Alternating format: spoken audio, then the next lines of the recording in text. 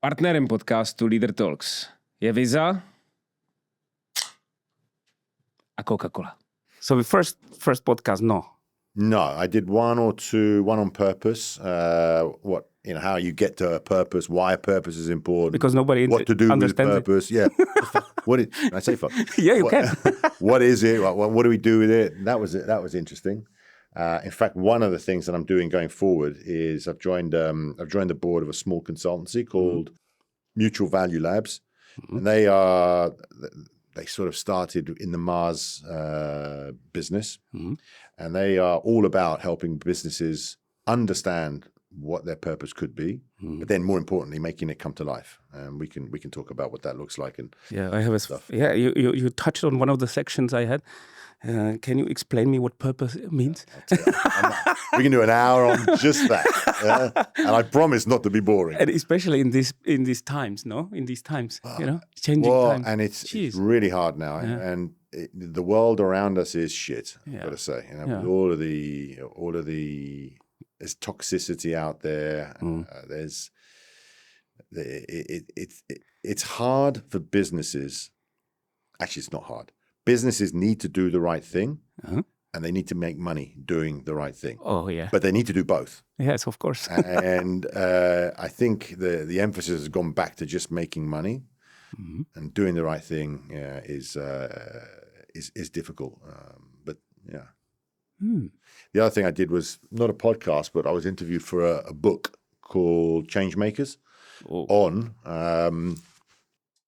purpose, specifically making changes in businesses to drive sustainability agendas for business purposes, not for doing good, doing good. It's for making differences in the world while making money. And who else, no?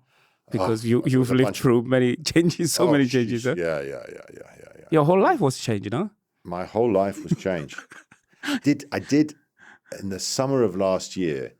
I was asked to go to the Oxford Side Business School at Oxford University to do a speech for an executive MBA class that was graduating.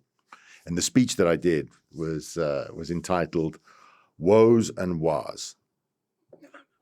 And people said, what do you mean? I said, well, when I talk about my career, I started in London, Rome, Paris, New Delhi, Rome, Bratislava, Bangalore, Prague. People either go, wow, so that's cool. Or they go, whoa, are you crazy? And there was no Microsoft Teams, no? That time. Thank God. No, there was no Microsoft Teams. There were no phones at one point. Yeah. My first laptop, I'm not sure I could actually put it on my lap. it was like this big. When was your first laptop then? So I started working in September of '87. I had a pager. What is it, pager? You have to explain that. Pager is the little black thing that goes bzz, bzz, when somebody wants you. And then I had to go and find a phone booth. This was in London. Yeah. A public phone booth, because the pager would go off. I'd call the office and somebody would tell me there's a problem here, there's a problem there. So first laptop, first computer, I shared a computer with an assistant. Yeah. So she would work, it doesn't matter. Sharon was on one side and I was on the other, and we would share this computer and would swing it over like this. It's crazy. That would have been 88, 89. First laptop, 89, 90. It was a Toshiba. It was white and it weighed about 15 kilos or so. Jeez. First phone was in the portable phone, was one of those bricks in the car. And that was in Exxon or not? That was, at the time it was Mobil Oil. So I joined Mobil Oil Company Limited in September of 1987, and as part of their graduate program, I'd done chemistry at university, but I knew I didn't want to be a chemist. My mother and father had a deli, so food and drink has always been part of my background. They had a deli, and I would help out there on sort of Saturdays and Sundays, and I just felt that selling stuff was fun. So I joined Mobil Oil and did sort of commercial roles for 4 or 5 years.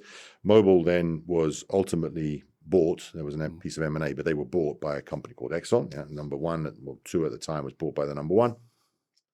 we became Exxon Mobil, and that happened in my transition to India. Mm-hmm. But before you entered that, when you came into a room, when I remember you, you 12, 13 years ago. No, Christ, 20. Right? No. I remember when you came to Submiller. I was in Submiller before you came. Yeah. Before you arrived, and there was some new strategic director in Italy, which had a very Italian. Yeah, we will definitely talk about it. Which had a really Italian name. But you came in the room and you had perfect English. So, and you were not like you were true Italian in emotions and in speaking. Yeah, you were true Italian. But you were influenced by UK a lot, no? So I grew up in the UK. Yeah. My parents emigrated from Italy in the early 60s. I grew up in the UK. I went to school in the UK, in London. I went to university in London. I started working in London. So yeah, I am a product of historical Italy and my youth. Until I was 25, 26, we were in London. Did you experience that misperceptions that people looked at you were like Italian, but you were brought up in UK or not? Yeah, I feel, yes. Yeah. So when my wife is like me, prettier, but like me, also an Italian born in the UK. So when we were in England, we felt more Italian. Mm-hmm. And when we lived in Italy, we felt more British, And little things. Sometimes, my first language was Italian. I couldn't speak any English till I was 4. And we spoke Italian and English at home. But little things, I would see this. And sometimes I would see glass. And sometimes I would see bicchiere. And sometimes when I saw glass, I was speaking in Italian. And sometimes when I saw bicchiere, I was speaking in English. So, you come across also as like not clever. But yes, this sort of being in between two worlds is real. And I think it's important to know that you're in between two worlds and try to take the best of. Mm-hmm. And we've tried to do it, and we've tried to do that with our daughters. Our daughters have got 3 worlds. So Italian, English, one was born in India, the other one was born in France. So they really are lived in Czech for longer. They've lived the longest place they've lived in Czech in their lives is Czech Republic, and they live in London now, but they still come when they get off the plane at Prague, they say we're home. Oh, nice. That's nice. It's I'm not just saying that because it's you over here and I'm wearing a Prasdorf sweatshirt, but Czech's been good for us as a family. But this cultural diversity, was kind of a red line throughout your whole career, no? So when you jumped into that corporate world, you were automatically pushed to international career, or you wanted? I wanted it. Mm-hmm. So I wasn't pushed into an international career. Late 80s. Great English, come on. But first of all, there were a lot more people in businesses in general really? in those years. Yeah, there was a lot of people. Yeah, and we were hired at that time for the job in front of us, but also a little bit of potential. But the potential wasn't immediately viewed, at least I don't think, on an international scale. Psychometrics came later. Eh? We didn't do in Exxon Mobil. That wasn't part of the hiring process then in the 80s. But definitely with SAB Miller and Asahi, psychometrics are something that I think are very very very useful. But so it wasn't an area where I was guided. It's an area where I felt I used to tell people I feel like a salmon. Going back upstream, I need to go to Italy. I need to go and work in Italy. So every chance there was to go out to Italy, I'd say, I speak Italian. And in the end, in 92, April of 1992, I moved from the UK to Italy. But I moved, resigning from the UK affiliate. It was all managed. It was all agreed. But I had to physically resign from the UK affiliate and moved to the Italian affiliate as an Italian employee. How was it? It was a bit painful because I didn't get the expat package. I didn't get all the support, but it was it's what I wanted. It's what I felt. Like coming home, huh? A little bit. Maggie and I got married at the same time, so we left the country we were born in. We got married, and we started new careers all in the space of, I guess, 60 days. I used to have hair like yours. Now I have hair like this. All of that happened in 30, 40 days. And that was it. Once we were on the road, we were on the road. So the initial idea was go to Italy, experience Italy and see. We were still young and stupid enough to go back to the UK if we didn't like it. But then one thing led to another. And from Rome, 4 or 5 years later, we went to Paris, where I was doing a regional role in Africa. So I was actually, Maggie lived in Paris, and I just slept in Paris at weekends and went up and down and across Africa. For Italian guy, going to France is always an experience, huh? Because you know Filippo, I remember when Filippo went to France. Huh? Yeah, it is. And Paris for us was good. I still think we make better wine, and I still think we make better cheese. Sorry, everyone, but it was good. We lived in Paris; it was great. Francesca, our first daughter, we had our first child in Paris. What was difficult that time? Because you didn't were like the job. Again? I didn't like the job. You didn't like the job. I loved Africa. I loved the travel. But at that point in my career, I had been used to doing things. I was an operator. This was a regional advisory role. And I really didn't like going to countries and saying, maybe you should do it this way. Yeah, exactly. And then leaving after 2 days, 3 days. They don't do it now. Whether they did it or not, mostly they didn't. But whether they did it or not, I felt it was at that point in my life, it was a job half done. Giving the advice without actually seeing the execution through. I felt I needed to still be part of the executional part of the process. So but it was good because I got to see the other side of the fence. And that job led to my first MD role in India, which was a small joint venture. How these opportunities happen? So I can talk to you about how they happened in Asahi and in SAB Miller later, because I was part of the management of those processes. I think in reality, Lubos, they happen because there's three things, right? Large organizations do career planning for people, but then stuff happens. Wars happen, people leave, people say no to roles. So then opportunities come up that are unexpected. And so the second thing that needs to happen is people need to be ready and flexible. And yeah, I'll do that, even though it's not maybe the perfect role or the perfect time. And then the third thing is help and support. The days of individuals being, which was the SAB Miller way, if I'm honest, just go and do, and if either sink or swim, I think is good if you're a strong swimmer. Yeah. But sometimes people learn to become strong swimmers a little later, so we must help them. It doesn't mean protect them, but it means help. So getting the support, whether it's a coach, whether it's a mentor, or just somebody to talk to about stuff that's going on in your head, and you can't or don't want to talk to other people about. I really wanted to ask about that moment when you said raising the hand, because we spoke with Carol Fultin, who was the HR VP Global for Amazon. He was here like a year ago. And he was saying that what helps in career is that you are raising the hand, basically. Because that splits like people from, that splits careers. Yeah. Were you that type? Because you were that type, no? Yeah. Were you raising your hand before you think deep about the opportunity? So India the first time, we were living in Paris. Francesca, it was December of 99. So Francesca was 4 months old. We went to India without having visited India. Not many people would decide like that, no? Well, I mean, I have to say, Maggie was, and hopefully will continue to be brilliant. So I would come home and say, we can go to India. It's an MD role and it's brilliant and it's going to be fantastic.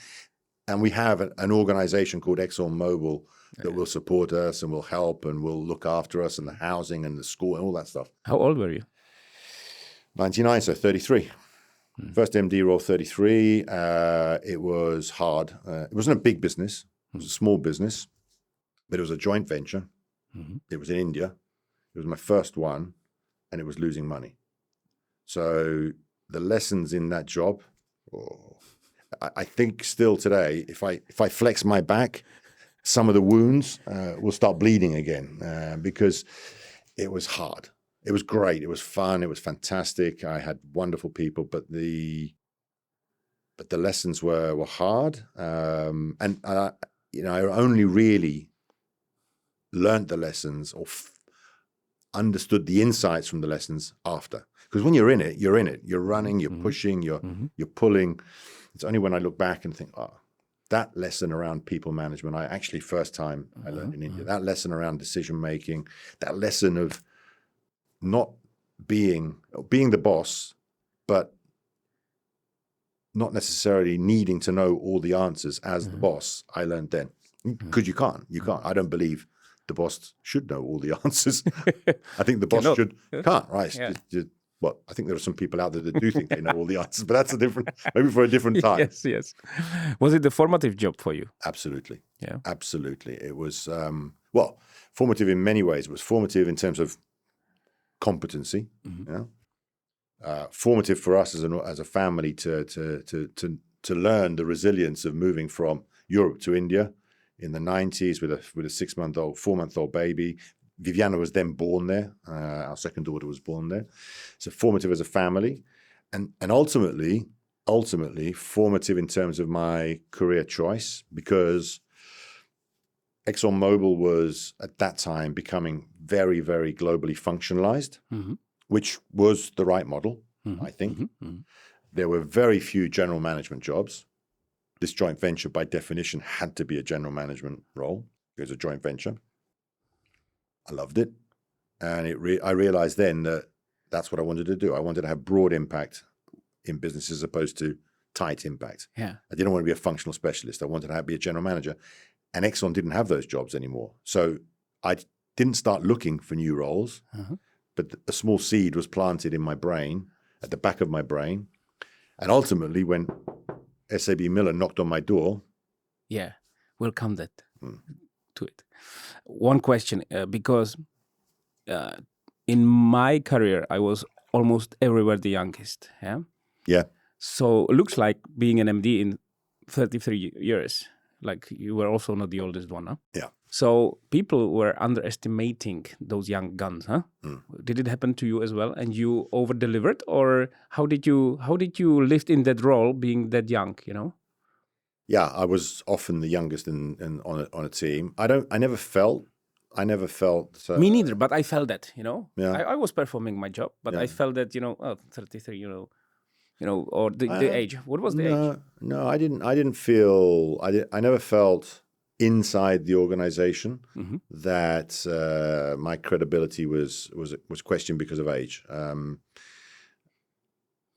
The only time I felt age was in my last 2 years in Asahi, where I went from being the youngest on the team to the oldest. There is a chair, Paolo. Yeah. No, I never felt that. I sometimes felt it with customers. So I remember my first sort of regional, national sales role back in Italy in the late 90s. I was working with a bunch of distributors, wholesalers in the sort of lubricating oil space, and I think most of them were men, but to a man, any one of them could have been my dad, and some of them could have been my grandfather. So I grew a beard, but a full beard, like that helps. Huh? Yeah, to try and look older. Yeah. But no, I never really felt you're young and therefore you must stand in the corner or sit in the corner, or I won't respect what you have to say. I think at the end of the day, what you do and how you do it, and as I think careers progress, increasingly how you do things it become more important than what you do. But the what is also important. But those things ultimately define who you are, right? So I was lucky. I guess I was lucky. I never felt the age thing. Who knocked on the door? SAB? Yeah. Yeah. Who called? I'm super interested in that story. How did it happen? Okay, so you have to tell some insights, huh? Yeah. So there's I actually told this story to somebody else a few days ago. There's some luck in there, and I'll come back to that, and I'll tell you the story. And I think one of the things that we tried to do in Asahi was translate the luck into process. And I'll explain what I mean. So I was in Italy as the country manager for lubricants in Italy. I mentioned earlier on, I had this seed in my head now that I didn't want to be a functional director. I wanted to be a P&L owner, a GM. So that was in the back of my mind. And I got a phone call from a gentleman that I knew in India. So when I was in India in the previous role with Exxon, the guy that was running SAB Miller, a gentleman by the name of Roy Bagattini, was the SAB Miller MD in India. Mm-hmm. And then I went to Italy. He went, I think... Russia, no? No, before Russia. I think we went to China and the States. And anyway, he was coming to Italy as the MD of Birra Peroni. He called me, said, Paolo, I'm coming to Italy as the MD of Birra Peroni. Oh, fantastic. Do you want to come to dinner? So that'd be great.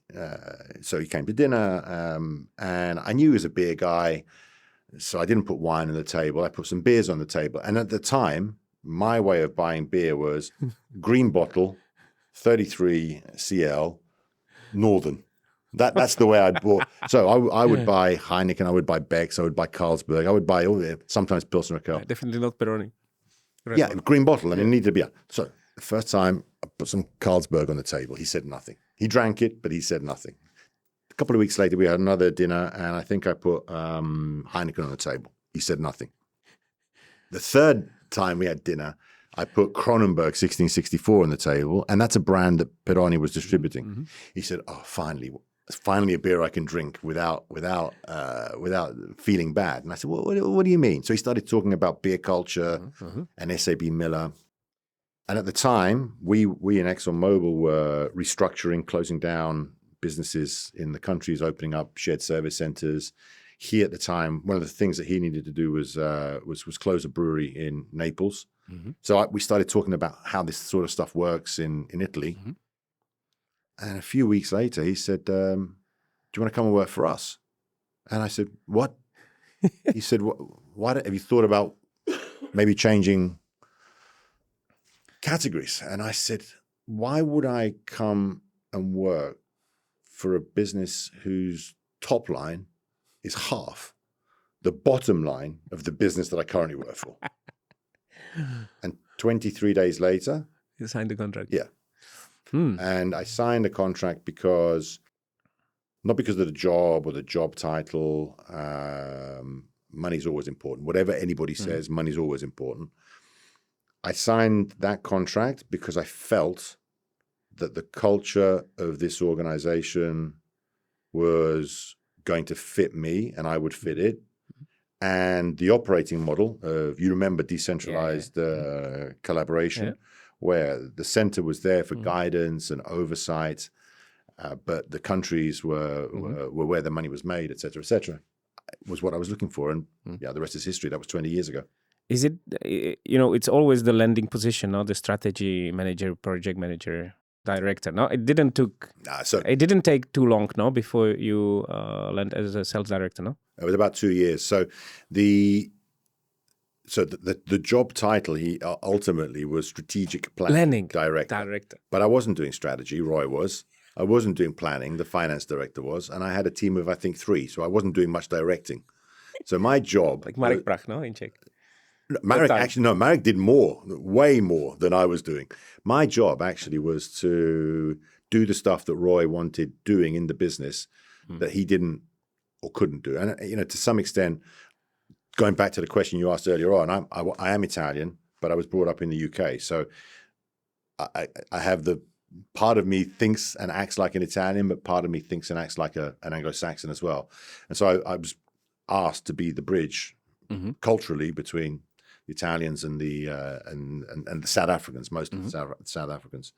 For me, it was brilliant because I was coming from oil and gas, 18 years, B2B.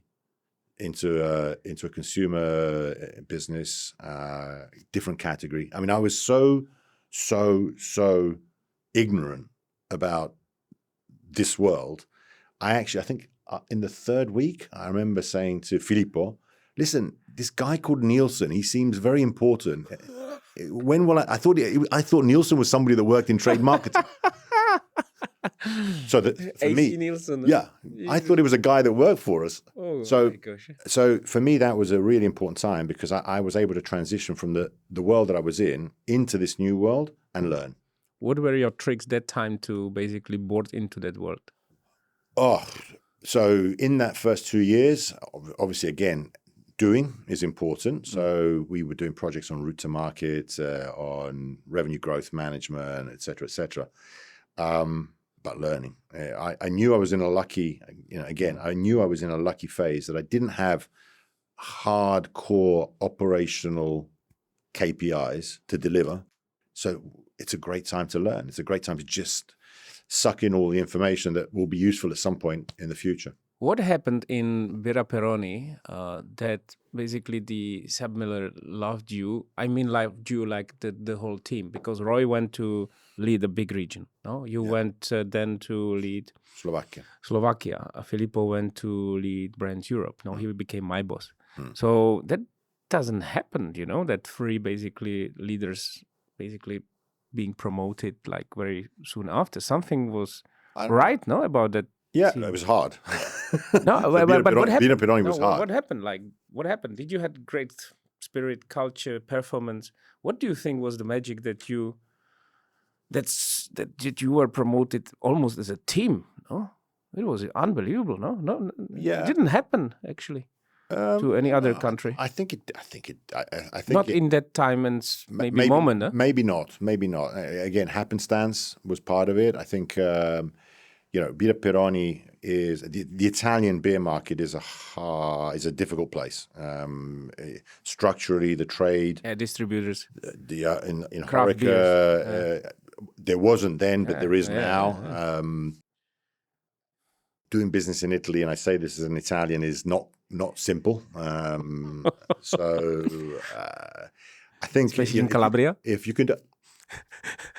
If you can do it there, as the song says, you can sort of do it anywhere. Yeah. And I think it goes back to the point that you made earlier on around, put your hand up, which I think we all did. Willingness to go and take risk, willingness to go on an adventure, willingness to leave on a one-way ticket, because there was no guarantee that anybody would ever go back to Italy. I mean, the only real Italian amongst the three people that you mentioned there is Filippo, but yeah, I think that sort of spirit of can do, will do is part of it, as well as knowing how to get stuff done. How was your motivation, aspiration, or ambition was formed that time? Did you think like, yes, one day I want to be a big leader? Was it in your head or not? It changed. The reason I joined SAB Miller was, as I said earlier on, twofold. The culture that I felt and I found, and the operating model of a broad base of MD roles and regional MDs. At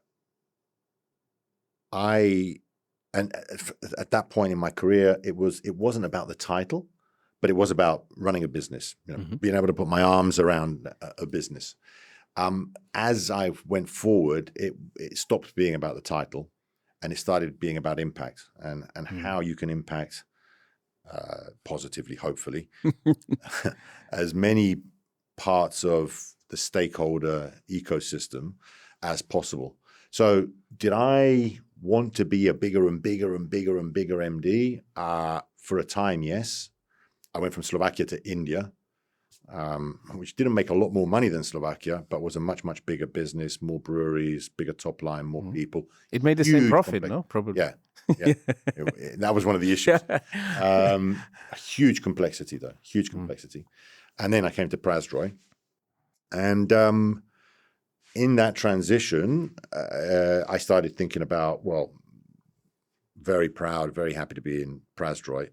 I only realized after a year or so of being in Prazdroj that as proud as I was, I should have been prouder because of the nature and the role that this business plays in Czech society. It's just wonderfully crazy. No. I was married in the brewery, and I christened my kids in the brewery. I've seen brides. I mean, I've seen literally brides in the cellars. It's just wonderful. It's wonderful. But I want to focus on this transition period from Italy to basically Prazdroj, because that was something people think about, because Tabler was a well-structured company. We all felt enormously well, or especially some kind of people. And I was wondering how your route towards Prazdroj was modeled, because you went to Slovakia. Slovakia was basically the least country in Europe that time. So you were there for 1 or 2 years with Jessica, which was basically probably the best marketing brain I've ever seen. And with Gabi. After Steve Stringer, of course, and many others. And Gabi is definitely the best in everything. But then India, and so I want to understand, and because managers are listening us. Yeah. So I want to understand this journey. Yeah. What you learned, how you lived through that journey, and then if you can focus on India. No, because you had the experience from India, from Exxon, but you come as a beer guy into India, and you live within that corporate context. No, so what you searched for and how you prepared for the next step, because it's always about the next step. You can fail, but it's always about the next step, because that all, to me, is always like the road to Prazdroj. No, is like road to Wembley. No, the final is in. The finals is in Prague, Yeah. How did you fell on this journey? Okay, so I mean, let me talk about the 3 opportunities, and then I'll talk about the journey and the learnings.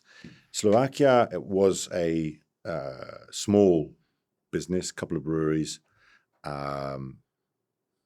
Acquisition. I came in after the acquisition of Topval, and it had some issues, the management team issues. P&L issues, lots of issues. So it was a turnaround. And I remember getting 2 pieces of advice. Paolo, you should go to Slovakia because we need you there, because you'll learn lots, blah, blah, blah. The second one was, Paolo, you shouldn't go to Slovakia because it's too small. And I said yes, because I believe that it's important when opportunities are put in front of you to put your money where your mouth is. If you've said you want to be an MD and an opportunity is put in front of you, you should go for it. And I said yes, because I realized that, yes, it was small, and therefore, even if I messed it up, it wouldn't impact the greater group in terms of P&L. It might impact my career, but it was a place where I could learn as well as have an impact. I still remember when you brought the hammer to the meeting, no? No, it wasn't a hammer. No, it was it was a spanner. A spanner. A spanner. Yeah. It was a paperweight. Yeah. A spanner. So that was the turnaround in your. Yeah. It was hands on. It was really hands on. India was a much bigger business in terms of number of people, top line, number of breweries, but more importantly, obviously India is a country, but India is comprised of states and territories that have complete autonomy and delegation from the federal government to organize their local alcohol and tobacco rules and regulations. So local excise, local route to market, import and export from regions, taxation, language is different. So it's like a little continent. So for me, that was an experience of managing massive, broad complexity. And then Prazdroj is the country where beer lager was born, 5th of October, 1842. You know the story better than I do. Big business, the responsibility as well of being the market leader. And it is a responsibility, because that when you're the leader, and when you have brands like Pilsner Urquell and Kozel and all the rest of them, you have a responsibility to keep the category and the trade vibrant as well while you're making money. So very, very different businesses. Why did I go to Slovakia? For the reasons I said. It was presented to me. I put my hand up. I didn't want to say no, and I wanted to prove myself. I wanted to prove in SAB Miller that I could run a business, and I was there for a couple of years. You always proved. Whenever I met you at whatever forum, the room was always like full of you. You had great mood and great spirit around you. I want to come to Prazdroj now. Obviously, it's a big. Before we go to Prazdroj, let me just tell you one thing about India. I remember. What tool did you bring to the room? No tools in India. No tools in India. But when I was, I put my hand up for India as well. Uh-huh. The guy that was there before me had resigned, and not too many people wanted to go. So I said, I'll go. I remember having a conversation with HR and said, Paolo, one of the reasons why we think you'd be good for India is because you've been in India, and therefore you'll know India. And I said, hang on. Actually, the reason you should be sending me to India is because I've been to India and I know that I don't know India. Because when you go to countries that are different from your own, cultures that are different from your own, especially very different, it's just too easy to say, I've had this experience over here, I'll put it into this country. Sometimes that works. But there has to be a bit in the middle, a passage in the middle where you just stop and say, let me understand what's going on. Let me understand the context. Let me listen. Let me talk to people. How long do you think this period should be? Because I spoke to Martin from Skoda. He went to China. Yeah. And he said that for half a year, he was just sitting down, listening. He was just hearing. He was just learning. So how long do you... I don't think it ever stops. I think it depends on how the business is running. If the business is in trouble, then you don't have a lot of time. Yeah. If the business is performing well, then you can take 3 months, 6 months, whatever it is. Mm-hmm. And there's no moment where you go, okay, ta-da, now I'm ready. At least not in my experience. But I think the self-awareness that Martin had and I developed of, before I speak, let me listen, especially when I'm moving countries. Must have been hard for you, no? Very hard. But it comes with age. What technique did you use to... Sellotape. Yeah. Oh. So India. Prazdroj. And then Prazdroj. Yeah, and then Prazdroj. Like India, I would have like 1,000 questions, but I want to come to the point. Basically, it's the middle of our interview, because Prazdroj was the shining star and the most relevant to check. How do you look at the entry to Prazdroj back then? Because it was an established company. It was a huge heritage. Yeah. Super emotions around this. Yeah. So internally to the not the Prazdroj business, but the broader SAB Miller business, Prazdroj was all those things, but also a business where more was wanted. And by more, I mean... Mm-hmm. Mm-hmm. Mm-hmm. So there was this tension between the Prazdroj business and the rest of SAB Miller around. Oh, we're doing okay. We are Prazdroj, yeah. And it's but we want more. So that was one area of I need to get my head around this. The other area of that I needed to make a head around. The area that I needed to get my head around was, an Italian from India is coming to run Prazdroj? Co? Proč?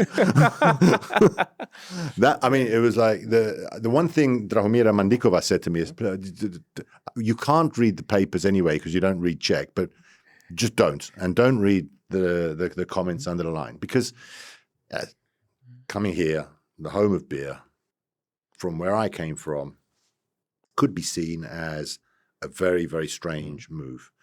So again, But you came after Mike Short, no? No? No, I came after Doug. After Doug, yeah, okay. Yeah, I came after Doug. So one of the things I did was internally to the system, try to bridge this gap of understanding. Mm-hmm. why do you think Prasroy can give more? And Prasroy, why can't we give more? Let's stop talking at each other and let's start trying to find ways of connecting.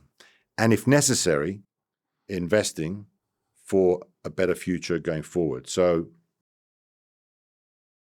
we took some decisions around support, money, investment on brands.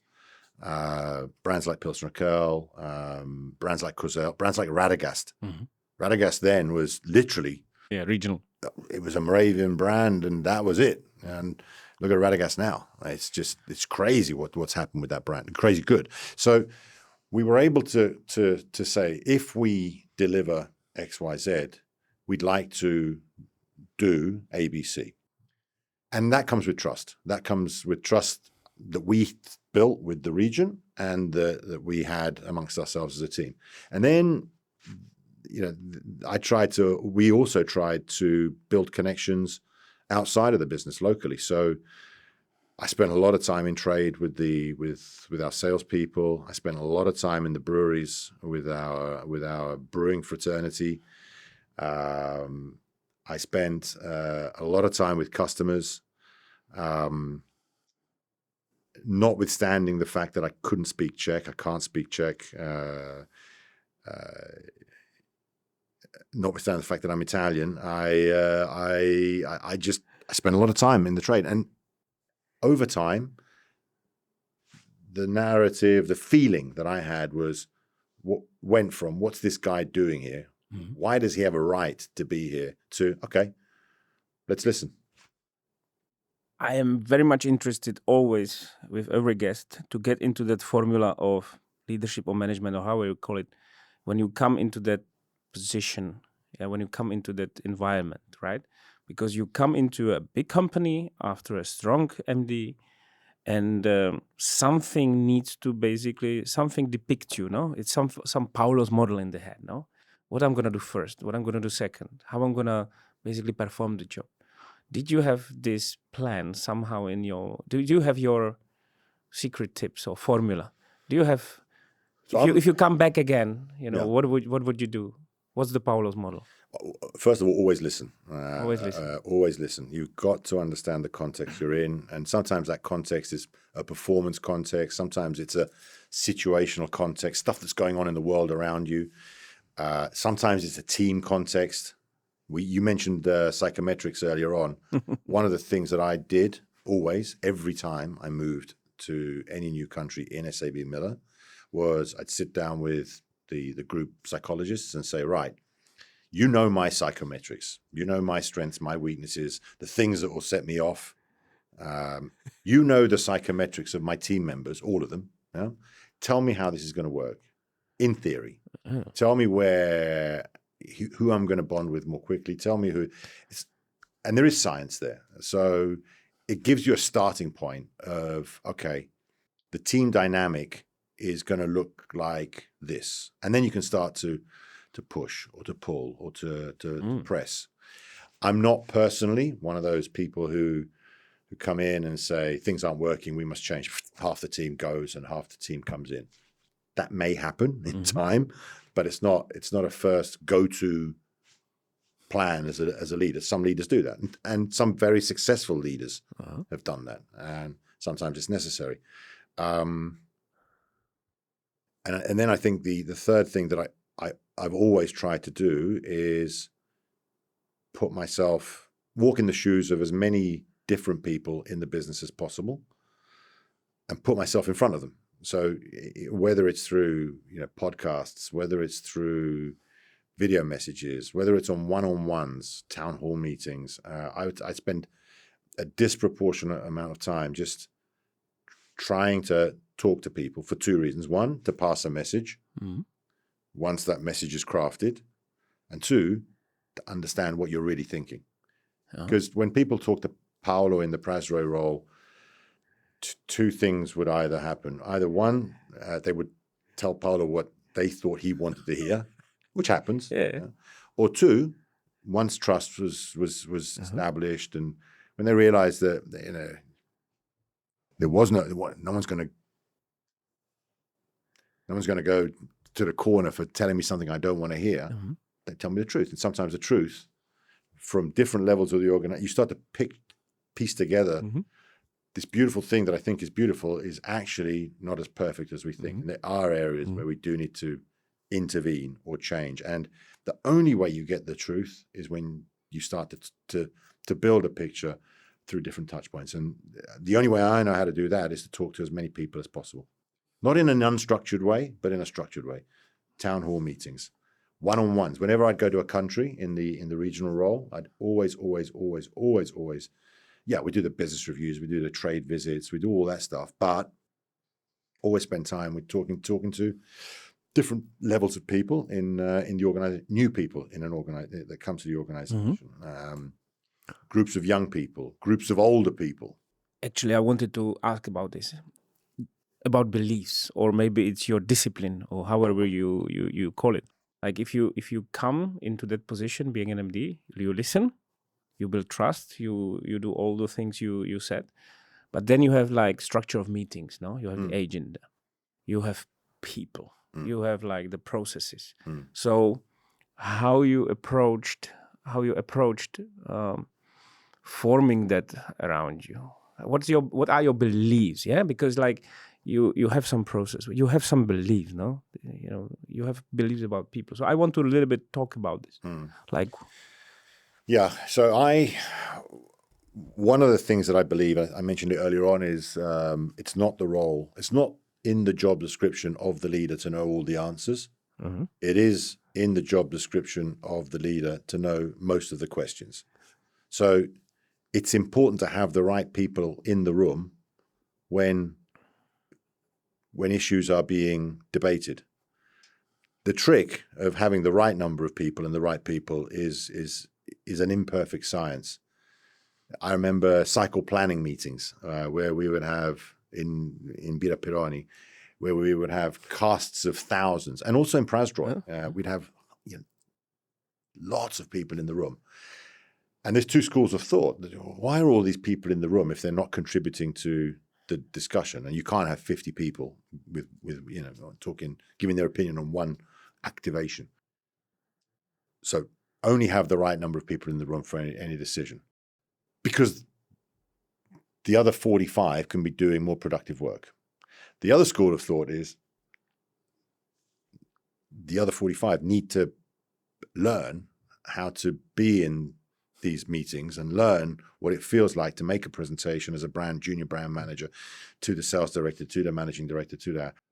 Understand and hear the sort of questions so that when it's their turn, when it's their time, they're better prepared for it. And that's a fine balancing act. And did we get it right? No, we didn't get it right all the time. Sometimes we had too many people. Sometimes we didn't have enough people. But one of the beliefs is finding, first of all, the boss, ultimately somebody does need to make a decision. Mm-hmm. But I don't think those decisions come with prepackaged words that come out of the leader's mouth always. I tried hard but failed to minimize the amount of bureaucracy, the amount of meetings, the number of processes go in any given year or 3-year period. And we did everything. We went from robust processes to minimalizing things. And I think if you ask the business now, they'd say, yeah, there's still too many meetings, too much process. Mm-hmm. The reality is, there is a role for process, and there's a governance role, there's a communication role, there's a breadth of impact role. But processes tend to slow people down. Too much process tends to reduce creativity and innovation. I'm not sure we got it right. What we did try to do was be really, really, really clear about who went to what meetings, mm-hmm. and what their role would be. So for many years, one of my favorite meetings was the integrated activity plan presentation. Yeah, I know about. Yeah, I love those things. So you'd go out before the season and talk to the actual people doing the business about the plans for the future. You get to touch stuff, touch the new innovation. Tabletop review. Exactly. Yeah. Love that. But when the MD comes to a tabletop review that late in a process and says, actually, are you sure this is the right thing? That's a problem. Mm-hmm. So I stepped away. I stopped going to tabletop reviews because it's not my core area of competency as the managing director of the business. That's for the marketing director and the sales director and the trade marketing director to manage. It broke my heart. I love those meetings, but I realized that I was creating a problem, mm-hmm. an unnecessary problem, by attending. Mm-hmm. So, the leaders in the business need to be clear about where they add value and where they create problems. And I learned that in Asahi as well, when I would ask questions just because I was interested and in Japan, and not realize that every time I asked a question in Japan, 20 people would go off and do work to answer the question. No, I'm just interested. I don't want you to actually do work. So yeah, leaders need to be clear about where they add value and where they become a hindrance and an obstacle. Before we come to Asahi, let's stay for a while in the Prasdroy world, no? You were like the fish in the water, no? Prasdroy managing director. As MD. I would like to understand like some routines that helped you in the daily life of MD in the company. Did you have some tricks, tips, like for your personal routines? Like I started. So I was a very early starter. Uh-huh. So I would be either in the office or at least at work, whether it was at home or whatever, early. It just worked for me. I got up early and cleared all of the stuff that, or did some reading, whatever I needed to do that didn't involve other people. I would try and get done before 8:30 in the morning, so that once the day started, I had time for people. And the other thing that I tried not to do. Performance management systems require one-on-one meetings. Hated having one-on-one meetings. I detested them. I just obviously they were useful from a performance management point of view, but I preferred to have meetings in groups. I would prefer to be with people as opposed to be with a person, because if you've got 3 people in the room and you're talking about an issue, you might have 3 different perspectives.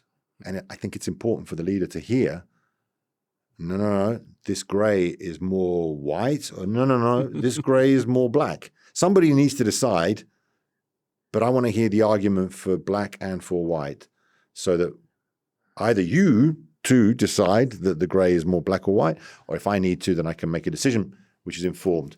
So the second sort of thing that I would try to do is minimize the one-on-one time I had with people, other than let me get to know you, Luboš. What do you want in life? Mm-hmm. How do you think about the business? What do you love about this business? What do you hate? What would you change tomorrow morning? Those you do one-on-one, but everything else I would try to do 1-on-3, 1-on-5, whatever, have multiple meetings. And then towards the end of the day, not every day, because it wasn't possible every day. And in our business, my liver wouldn't stand it. I try to spend some time in trade. Sometimes just, local pub or local convenience store or supermarket. But more often, again, with a rep, with a sales manager, with a marketing manager. Let's go and see what your thinking actually looks like in trade. Recognizing talents. I have two areas I want to go into: decisions and recognizing talent. Yeah. You want to start with decisions or recognizing talent? What do you mean by decisions? Decisions is like decisions in corporations. Let's put it this way. Maybe you partly answered that, but you were known as that you made sound decisions. You were. I can think of a few that weren't that sound, but yeah. Yeah. But making decisions, were you feared to make decisions or not at all? People ask me that a lot, and I honestly, Lubos, I can't remember that many actual moments of it's time to make a decision. Stuff happened, is signing off a capital budget for the year a decision? Of course it is. But by the time you get to that point, so many people have looked at it. So many people have given an opinion. So I can give you an example, for example, of a decision that I made, not on my own, but I made, and at the end of the day, I had to own, rightly, as the MD of Prasdroy, that didn't go well, but was a huge learning in resilience and performance. And that was when we went live with the new version of SAP in Czech Republic. Jesus Christ. Yeah, what we inside the business used to call the global template. That was a global rollout. Now, Prasdroy was one of many organizations that was going live on this thing. We'd gone through the whole process of testing, not well enough, it turned out. There were 3 fingers on the button. Mine, as the local leader, global IT, because they owned the process, and ultimately, the global steercom. We pressed the button, and within 24 hours, things weren't working. We weren't delivering, no? Yeah. I remember that. We were taking paper, no? And, paper deliveries for Horeca, 23,000 outlets, whatever Prasdroy has. But 24 hours in, we were taking orders by paper. 36 hours in, because we were taking orders by paper, we'd lost track of inventory. 48 hours in, we didn't know where the empties were. We had beer in the breweries, but we couldn't get it out. We had an open day, a Cozell day. We had to get security to come to the Cozell day because we had customers who were furious. We had extra security in Pilsen at the customer service center or order taking center because customers were going there. We had delivery drivers who were just keys on the table. We're not going out. So it was a nightmare, absolute freaking nightmare. And that was a decision to press the button.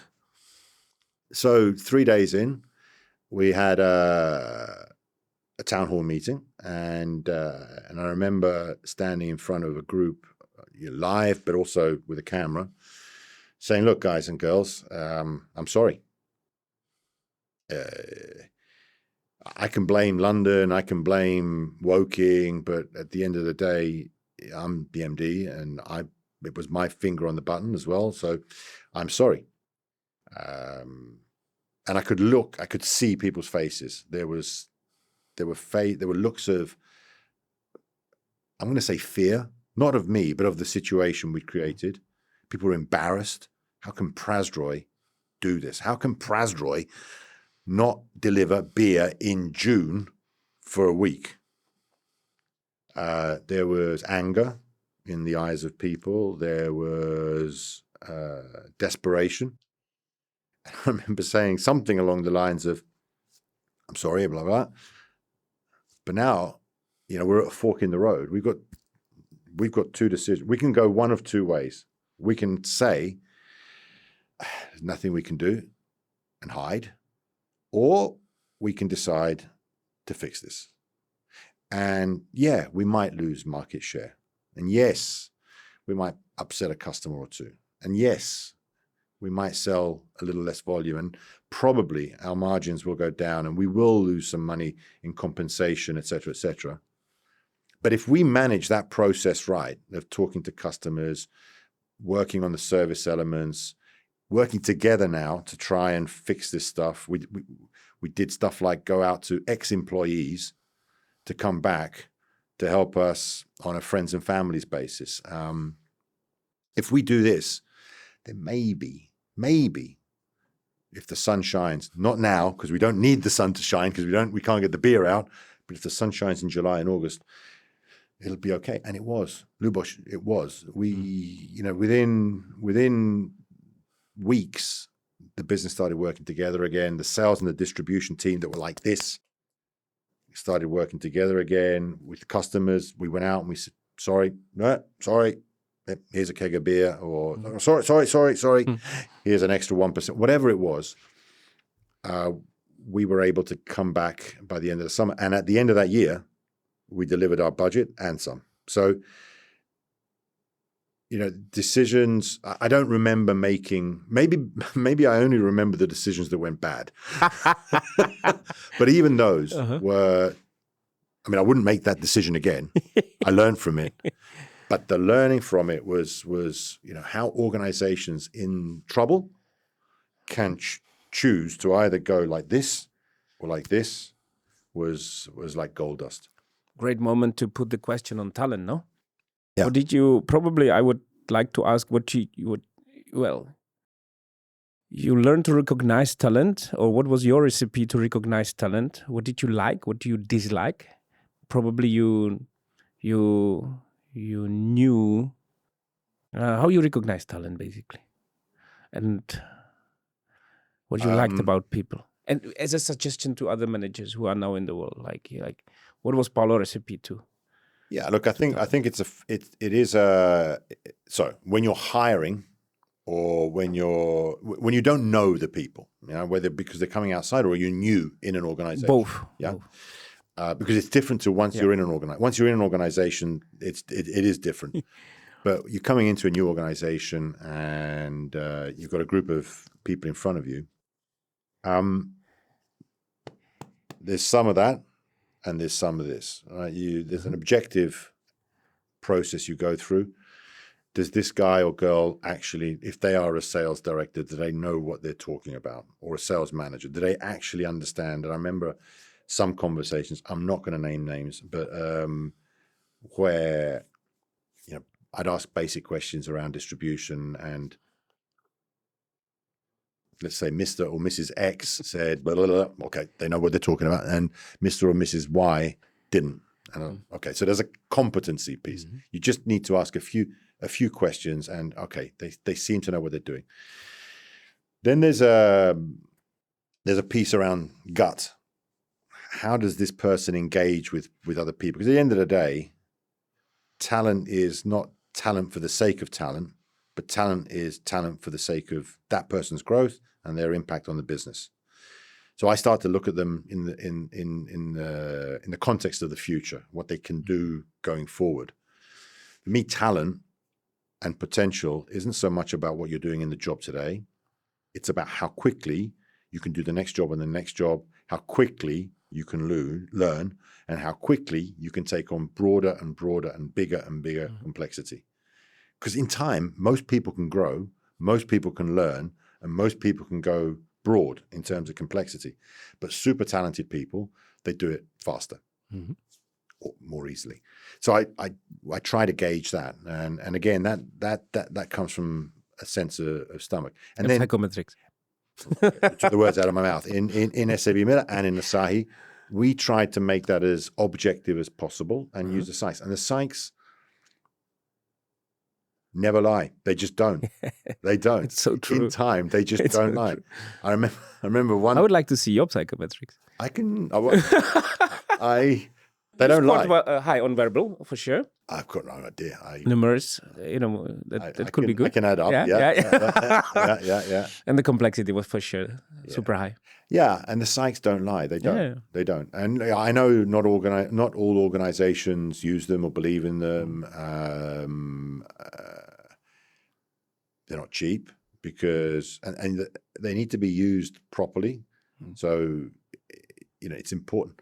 I wouldn't take psychometrics and look at them myself. You know, I'd grab one of our HR people, one of our psychologists, and say, okay, talk to me about Bob's or Jane's psychs. And again, tell me about them in the context of the job that we're hiring them for, but tell me more importantly about them in the context of the job after that and the job. What is their potential to grow? When you're hiring, when you're when you're using, because we use sites for not just for hiring, but also for development, that's different. Then context comes in as well, and interactions come in. So I talk to you once a year, or I talk to you once a week. In every interaction, you build a feeling about how this person operates, how this person works within a system. And sometimes that's unfair because not everybody has the same exposure to senior leaders. And sometimes that exposure is good and bad. so again, I try to, all those touch points feed in, but I always try to go back to as objective as possible, an analysis of what are they doing, how are they doing in their role, and what do the psychs and our experience of that person say about their ability to go forward at pace. Then the 3rd of September, when was it? Because I remember I was scheduled to go to the Hong Kong together with Gabi, family. And suddenly the news that InBev buys us came. Yeah. So that was how you remembered that time. I remember. And since then, basically the whole period to Asahi. Yeah. Crazy. So I was actually in London with a group of other MDs and other leaders in SAB Miller. We were in a workshop on how our operating model needed to change. Yeah. And all of a sudden, I remember it. The phones, bzz, bzz, bzz, bzz, bzz, the phones started to go off, and it became fairly obvious that we were in play. We were all sent back to our countries and whatever, and that was September. And then we went through a couple of months of, we're going to fight this, to, okay, we're not going to fight this. Western Europe got sold to Asahi through a process. And we in Central Europe were getting ready to go into ABI.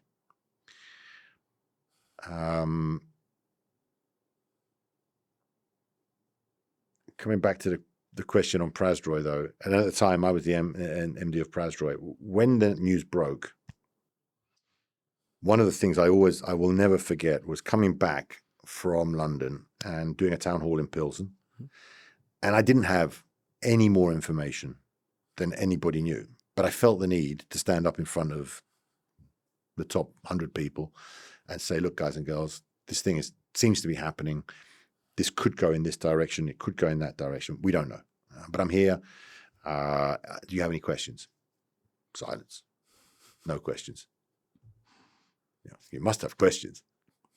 No questions. There were so many questions after the town hall. Huh? No, but then I said, look, no one's going home until somebody asks me a question. So I think it was Václav Berka. Said, Paolo, I have a question and I have a statement. Okay. What's your question? He said, will ABI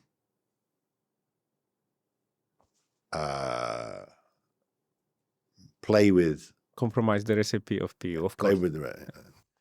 And I said, Václav, I don't know the answer to that question. I don't know. I do know that we are brewers who know how to make money. And I think ABI are financial people who know how to brew beer. So if we talk emotionally and romantically about Joseph Groll, 5th of October, 1842, 5 weeks fermentation and maturation, copper vessels with direct heats, SARS hops, check bar. If we say all this stuff romantically, all they will hear is working capital, higher inventory, operating costs, capex. That's what they'll hear. So what we need to do is stop talking romantically and start talking financially and say, we do these things because in the P&L, on the revenue side, volume, this brand is 7% market, whatever the market share of Pilsner Urquell is. It has a price point in the market locally and internationally. It's the only international brand that has a bigger and more premium market position in its home country than it does abroad. So we need to stop talking romantically and start talking tangibly. Oh, okay. And then I said, what's your statement? He said, Paolo, we survived the Habsburgs, we survived the Nazis, we survived the communists, we've survived you, we'll be okay. So we were going into ABI. And then I got a phone call saying we were actually organizing for some of the senior ABI guys to come to Pilsen to meet Central European management. And I got a phone call saying, yeah, it's not happening. The European Commission has decided that actually it wants the Central European business to be sold by ABI 6 months after the acquisition. Okay. And at that point, I didn't put my hand up. I was told, we'd like you to be the interim manager of this group of countries. So Czechoslovakia, Romania, Hungary, and Poland, plus the export business for the Czech brands. It's a 6-month role because you were my boss that time, huh? I wasn't for long, but yeah. And 6 months' time, this business will be sold. Your job is to maintain this business. You know, I was appointed by the European Commission to reporting to a whole separate manager. It was I remember. Quite weird. And the job was keep the business running, make sure that the asset, the business, is as good coming out as it was going in. So basically, make sure that the seller wasn't doing weird stuff, but help the seller sell the business, which we ultimately did. And Asahi bought the Central European business, and then in time we created one Asahi Europe and International and brought the Western Europe and Central European businesses together. What did you learn about yourself during that period? Because that was a new era, no? Yeah, no, it was the list is long. I remember. So I was the managing director of Prasdroy, and I remember it must have been, this was October, early October, one of the bankers in the sale process saying, what's your vision for the Central European business? I said, well, I don't have one. I was the managing director of Prasdroy. And they said, well, you better get one quick because that'll need to be part of the presentation for the sale. So one of the things I learned about myself and about the business quickly is the leader needs to have a vision, even if the leader isn't ready to have a vision. And they need to have a vision, in this case, for the sale process. But even more important, Lubos, was for the 7,000 people that were going to be owned by somebody new that were looking to me to say, well, this is the future. This is why this is good. So whether you have a vision or not, you need to say something. And whatever you say needs to be relatable. People need to understand it. It needs to be simple, not corpo speak. It needs to be stuff that people can understand. It needs to be real. People have got bullshit antennas today like never before. And it needs to be something you can build on, because you can't say my vision is, and then actually my vision is this, and change direction overnight. So that was the first thing I learned. The second thing I learned was resilience, personal resilience. Everywhere I went, there were a lot of unhappy people at that time. Remember, the SAB Miller regional head office was in Switzerland. There were folks up there that wanted to stay with the business but couldn't because of perimeter. There were folks up there that were in the perimeter that had to stay with the business that didn't want to stay. There were people in the markets that, what's going on? There was a lot, huge uncertainty. We didn't know if we were going to be bought by another brewer, with a European footprint. Oh, Mr. Kellner. Or a private equity, a local private equity, a non-local private equity. So we didn't know if we'd be kept together or split apart. We just didn't know. And we had to build a business case that took all those things into consideration and keep the business running. And fortunately, the business leaders, the MDs, not fortunately, Yeah, fortunately, the MDs of the businesses at that time, they were good MDs. So very good MDs. Yeah, they kept the business running, and we got to. They were part of the process as well. So the second thing was personal resilience. I was flying from Prague to Switzerland pretty much every week. It was hard. It was hard physically as well as mentally, and knowing that you were leading a business into a sale process where not just the business, but you personally could have no future. The business would always have a future, but you personally could potentially have no future. It was hard.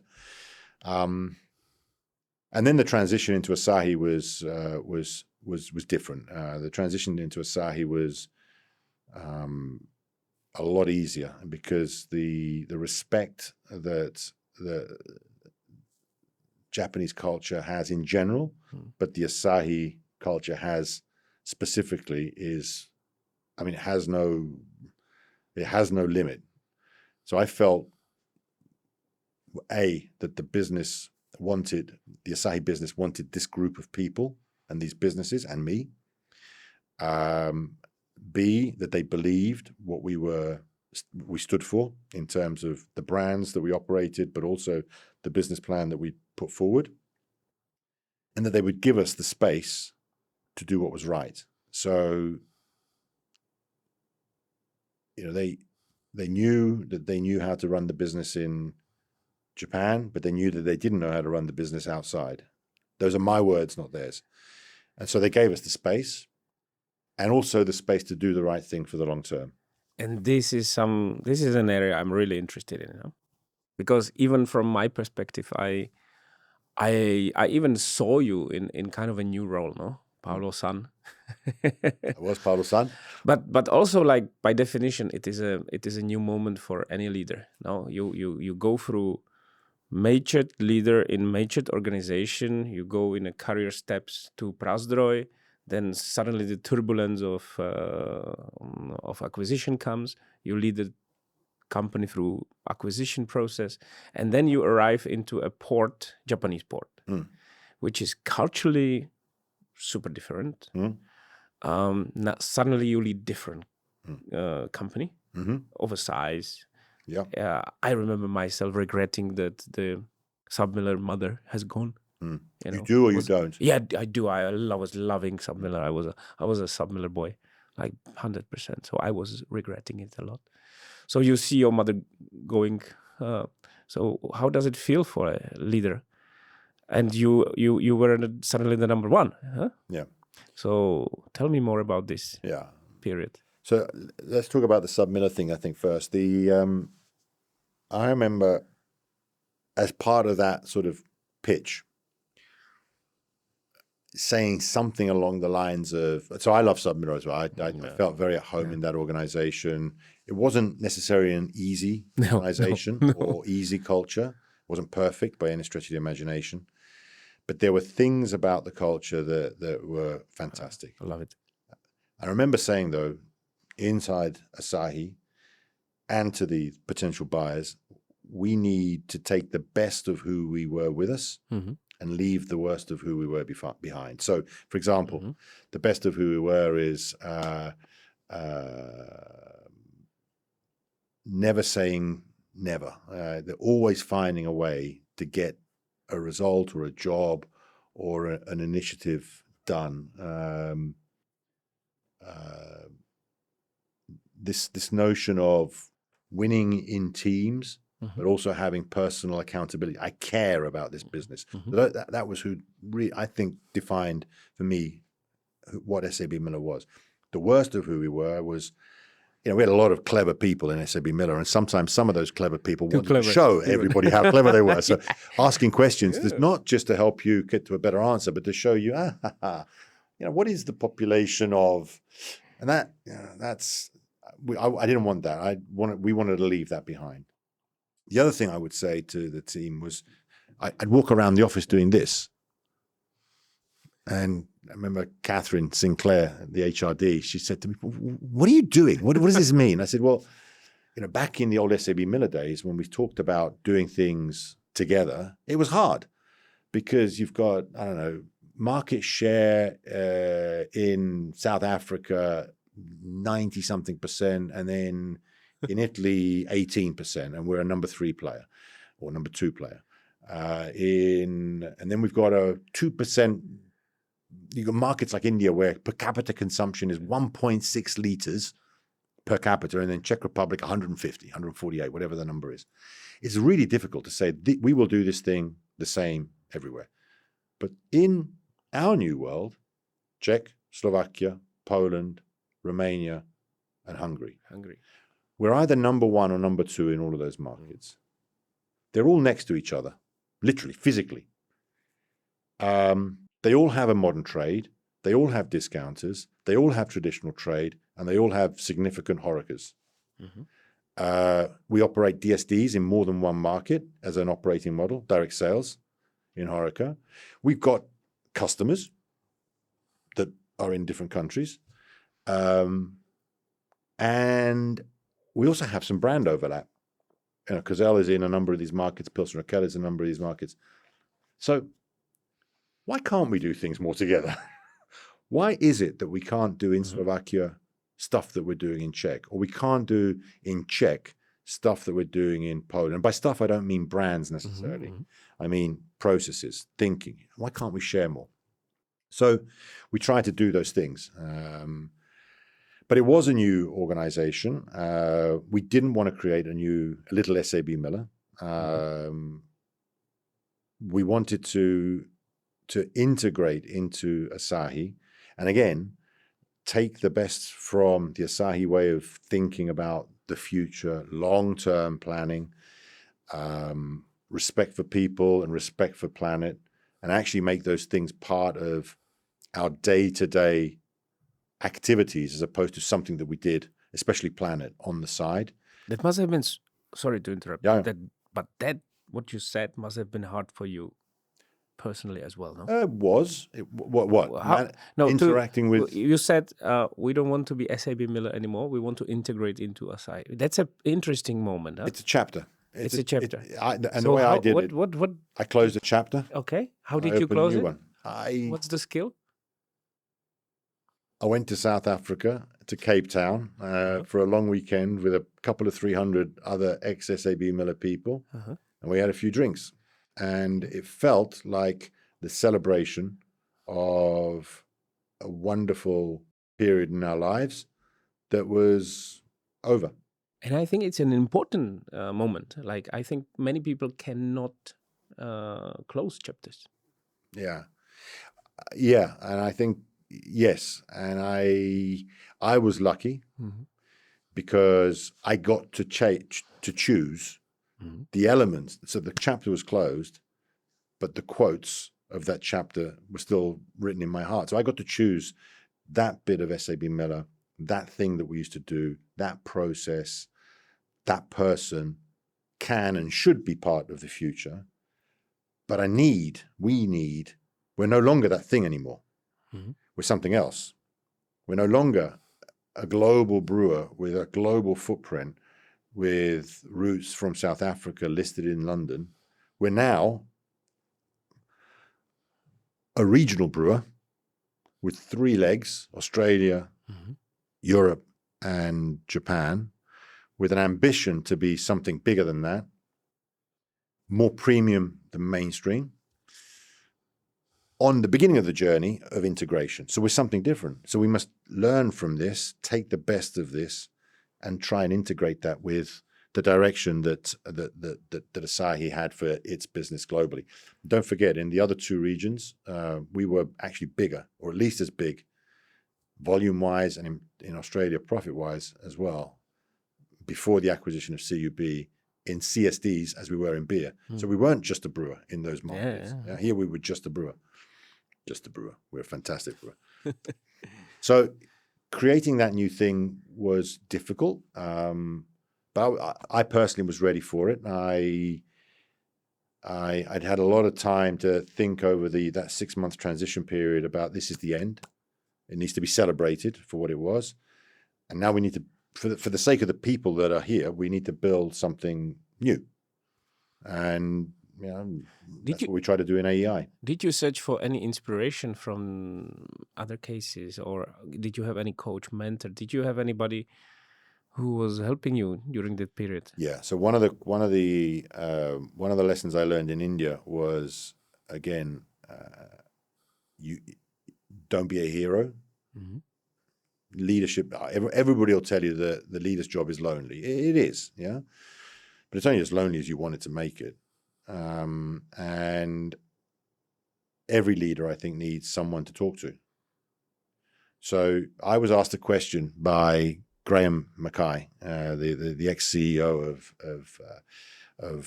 SAB Miller. When I was the MD in India, he'd come down for a strategic review. We were on a market visit.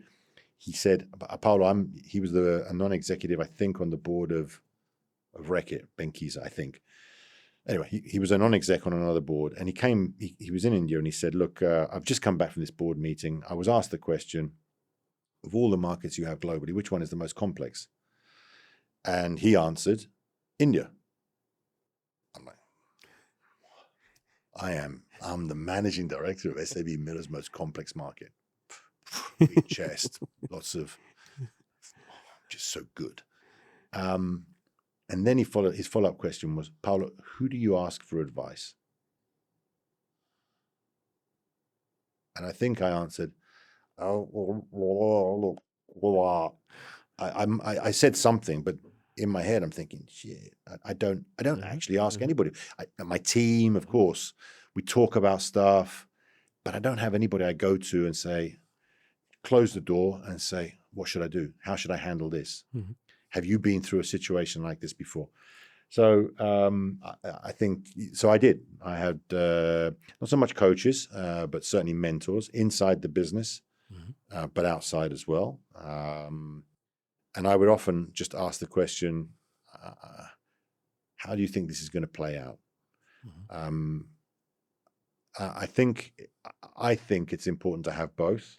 Mm-hmm. People who are outside of the business, who you can be brutally honest with about yourself, as well as about business issues and experiences that maybe you can read across.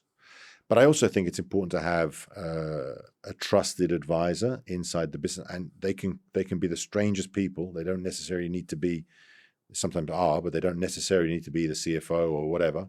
Mm-hmm.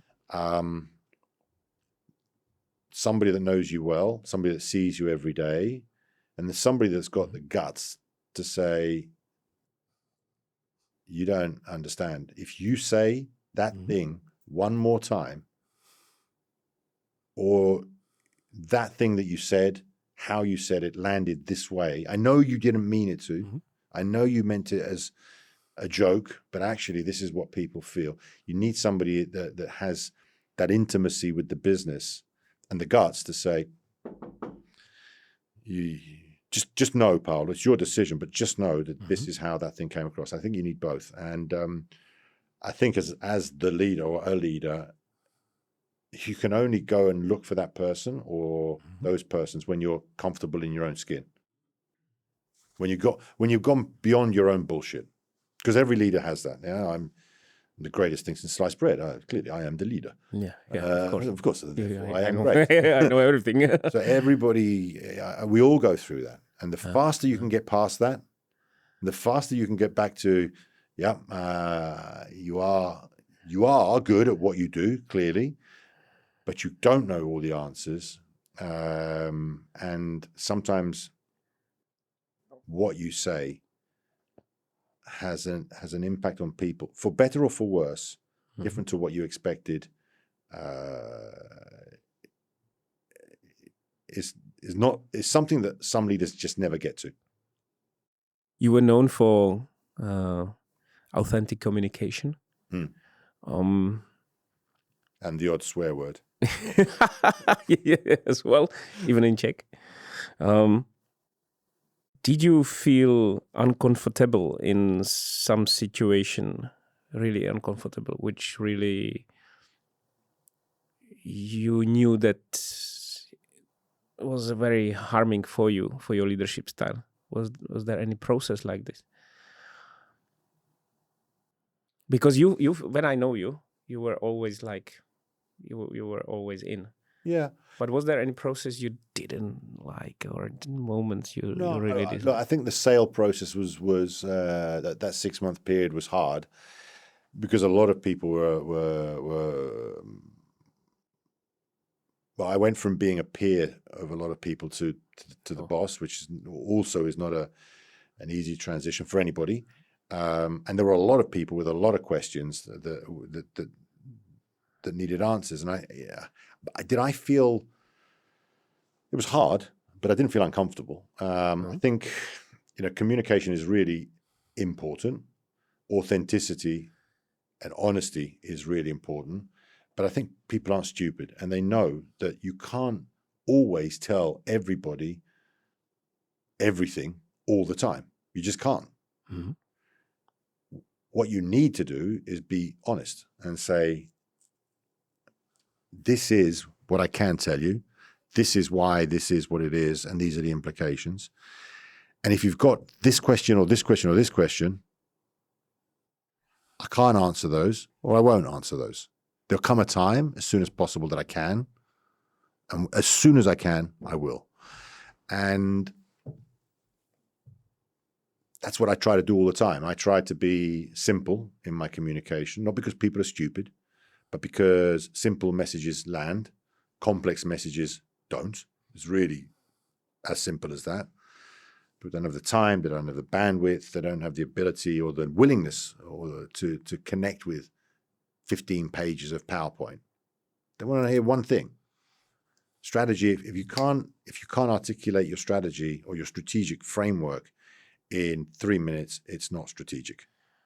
So simplicity, honesty, authenticity, whatever you want to call it, I think is recognizing that you can't say everything to everybody all the time, and people get that, and you should tell them.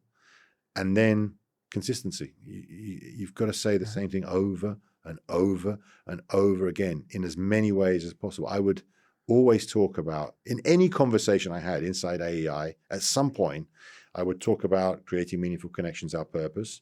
I would talk about our strategic framework, the 4 Ps, planet, people, portfolio, and profit. And I would talk about our 5 behaviors, which was how we talked about our culture, empowering, curious, committed, cooperative, and... I wasn't there at the time. No, it was afterwards. So I'd always bring it back to those things there. Always, always, always. Perfect moment to ask you about purpose. Yeah. Lots of leaders had problem with purpose, and lots of agency times were spent and money were spent on creating purpose. Yeah. So what would you suggest leaders to go through setting the purpose in a good way, in a meaningful way? Sorry, I've just remembered the 5th behavior is bold. Yes. Because many people had problems with purpose. Huh?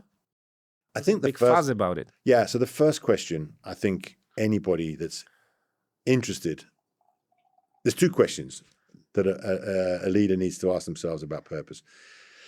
First of all, what is it? And then the second question is, why am I interested in it? So what purpose is, the simplest definition of purpose I've found is purpose in business is solving a problem in the world profitably. That's what purpose is. There's a problem in the world. There's a reason that you exist as a business that is that the world is better off because you're in it, but you need to make money. Because if you're just solving problems and not making money, you're a charity.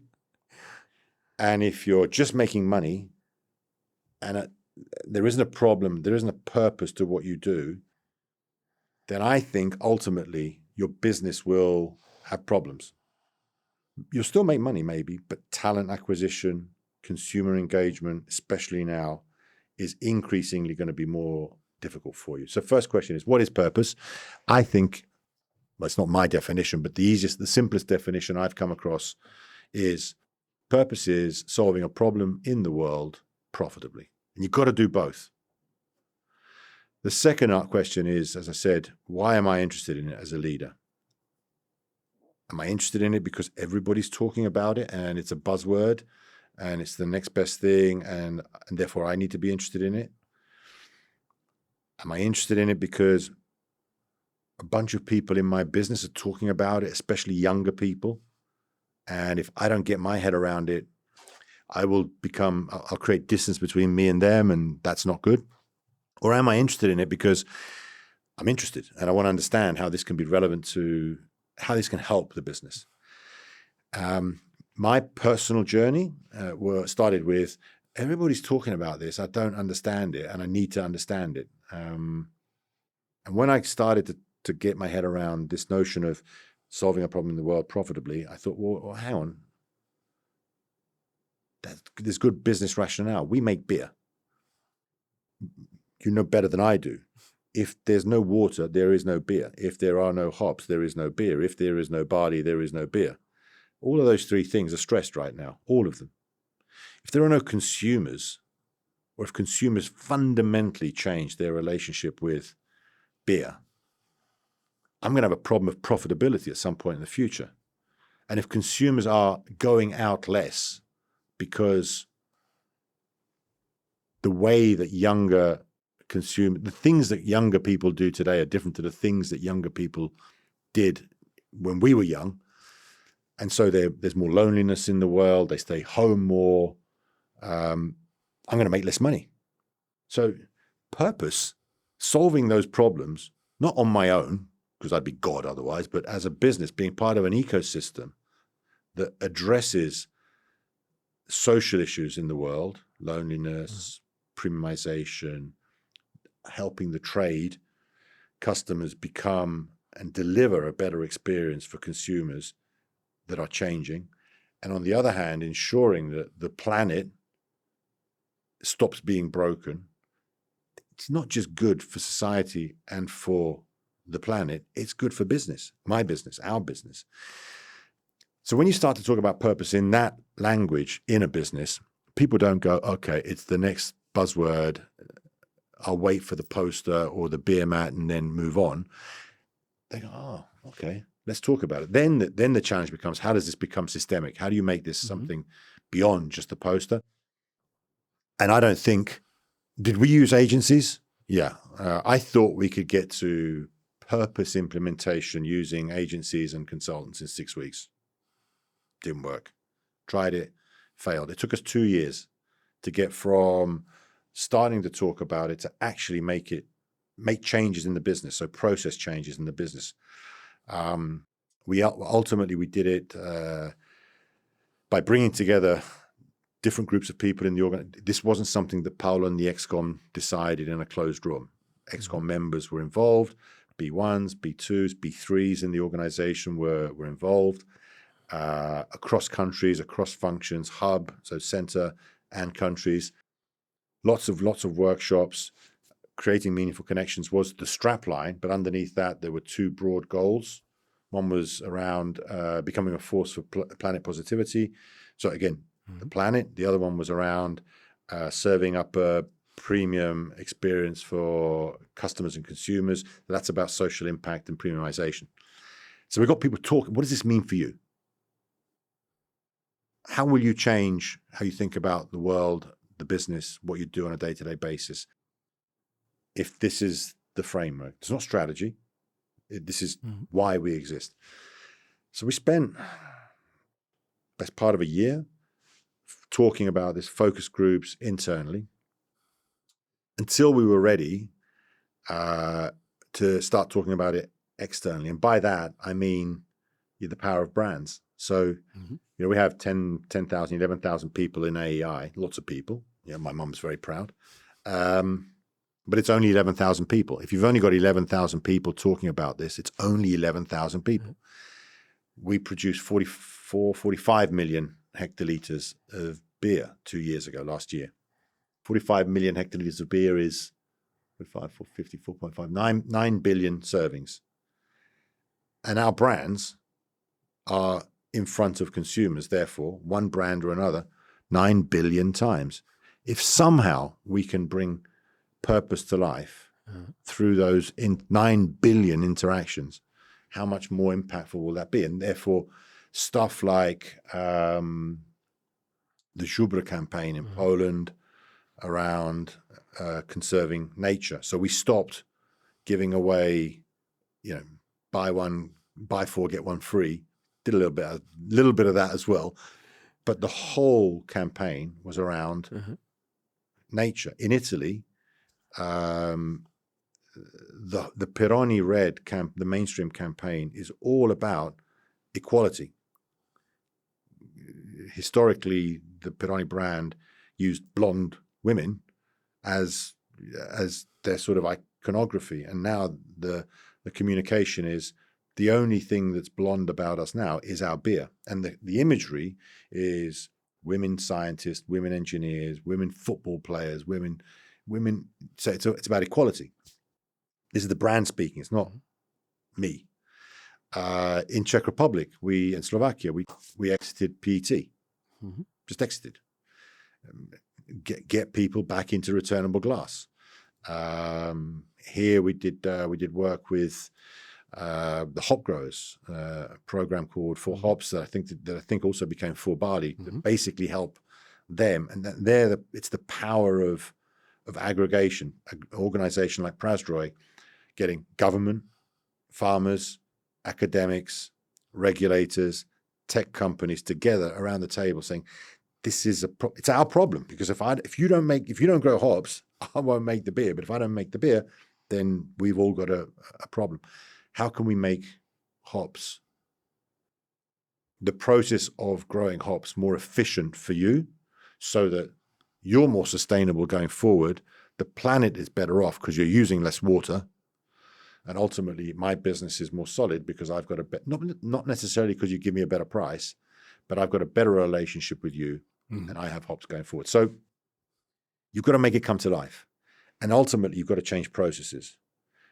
Our innovation process. I remember, I'm not going to mention the brand, but we were in an innovation steercom and a beautiful new bottle was presented. Bellissimo. Oops, there you go. A beautiful new bottle was presented. And I asked the question, how much does it weigh? And the answer was, don't worry, Paolo. It costs more than the old bottle, but the price point is higher. So, margin is okay. And I said, yeah, but that's not why I'm asking.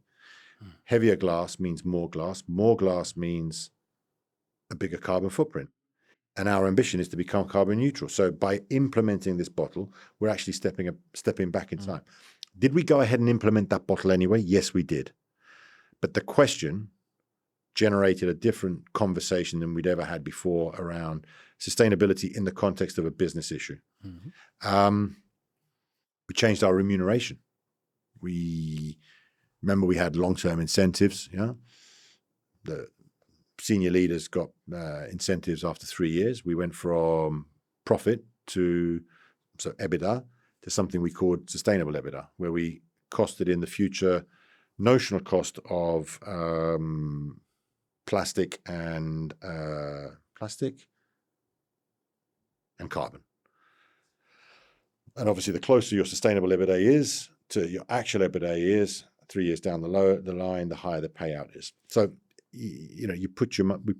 we actually changed the way we pay ourselves in line with a purpose that is geared to solving a problem in the world of sustainability and social impact by changing the way we pay people. So you've got to make stuff has to become real at some point. You've got to go beyond the words. It's got to become real. Otherwise, all you're left with is a poster.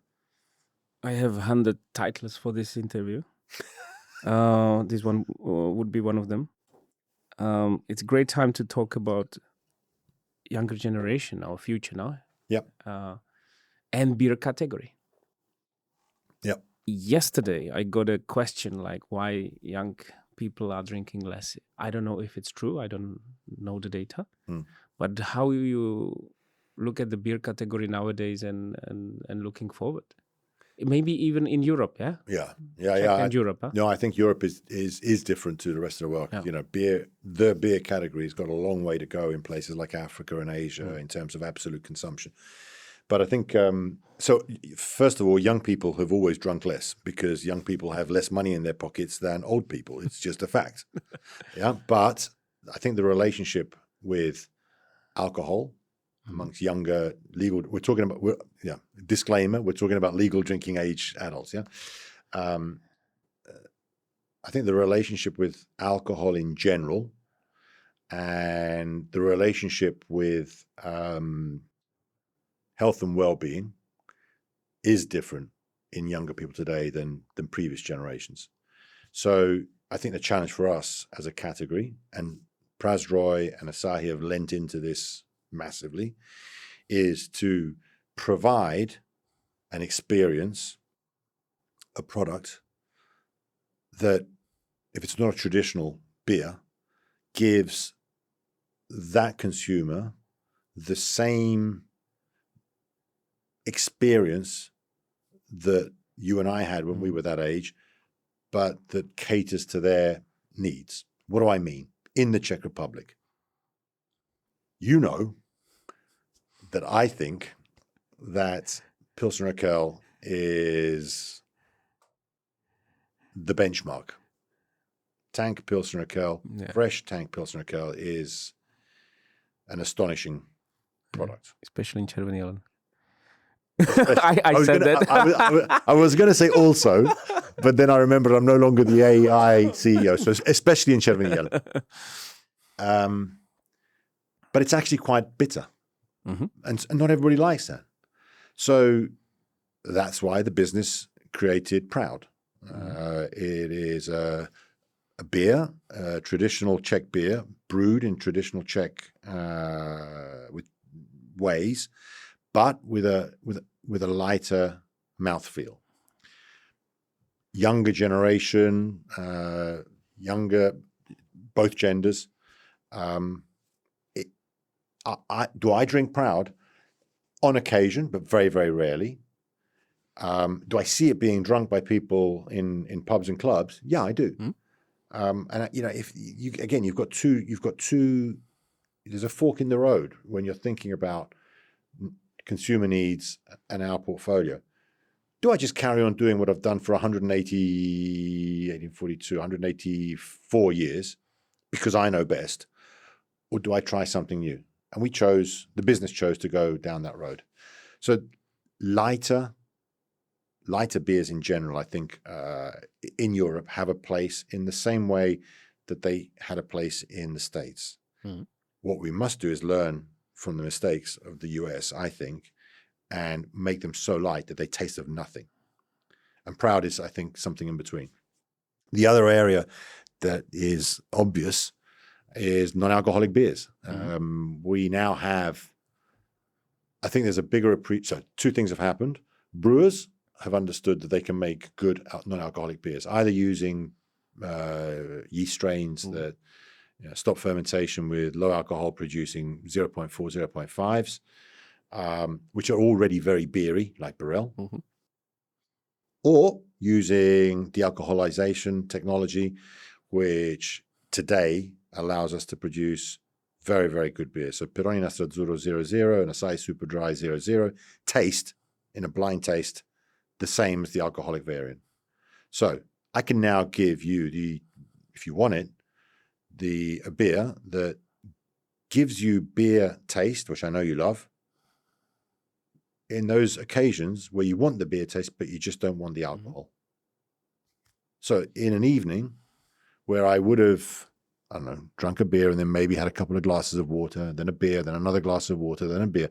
Now I can drink beer all night long, but alcoholic, non-alcoholic, alcoholic, non-alcoholic, alcoholic, non-alcoholic. And that then allows me to communicate that beer is for all occasions and should be a choice. A non-alcoholic beer in particular should be a positive choice. I choose to drink it because I want beer taste. I just don't want the alcohol, as opposed to I have to drink it because it's lunchtime and I've got to go back to work, or I'm driving, or I'm pregnant. So the beer category is changing, absolutely. Younger consumers want different things. I'm not 100% convinced or sure that forever, younger consumers today will drink less beer, alcohol and beer. Mm-hmm. They are drinking less than older consumers today, but so was I 42 years ago. Okay. It will come back to fashion. You went through so many changes. There were two crises in your leadership area period, which stood out, which was COVID and Ukraine. Yeah. Today, if you look at news, may look that we live through constant crisis, or however we call it. And the leaders are performing their jobs. Yeah, they are in their job. What would you kind of extract for you, and maybe you take it as an advice to them, how to behave as a leader during crisis? Yeah, you got to. Well, I think leaders always, but more so today than ever, have got to get used to leading with imperfect information, because you just don't know. It's changing so. I mean, you mentioned so COVID. Often, yeah, you mentioned the war in Ukraine. I would add the tariffs in the States, and now obviously the Middle East. You just got to get comfortable as the leader with the capital T of not being able to plan perfectly and having complete information on the basis of which to make decisions, because you're never going to get there. It's just not going to happen. The other thing to do is build robust teams around you. So people that know better than you, obviously, about their specific areas of competence, so that you've got the best people in the room making the decision that you have to make collectively with the imperfect information that you've got. And then I think the third thing is you've got to be ready to flex. There is no, if there was ever a good, if the definition of strategy was ever, this is the road that we will walk, that's no longer true today. I think the definition of strategic direction today is this is the direction that we will travel in, recognizing that we will go sometimes left, sometimes right, sometimes left, sometimes right. So pivoting is everything. If I think about COVID, we were still selling as much beer as pretty much, a little less, but not, half as much during the COVID period as we were pre-COVID. We were just selling it through different outlets, mm-hmm. with different margin structure, obviously. So what do you do?